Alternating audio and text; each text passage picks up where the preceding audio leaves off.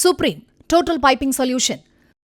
சென்னை விவேகானந்தர் இல்லத்திலிருந்து திருவிக நகர் நோக்கி சென்ற மாநகர பேருந்தின் மேற்கூரையில் அமர்ந்து ரகளையில் ஈடுபட்டதாக கல்லூரி மாணவர்கள் மீது போலீசார் வழக்கு பதிவு செய்து விசாரணை நடத்தி வருகின்றனர்.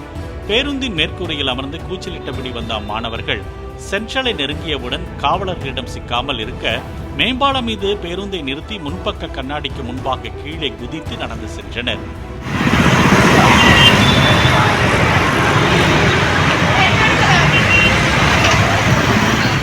பொதுமக்களுக்கு இடையூறு ஏற்படுத்துதல், அரசு ஊழியரை பணி செய்ய விடாமல் தடுத்தல் உள்ளிட்ட பிரிவுகளின் கீழ் வழக்கு பதிவு செய்து சம்பந்தப்பட்ட மாணவர்களை தேடி வருவதாக போலீசார் தெரிவித்தனர்.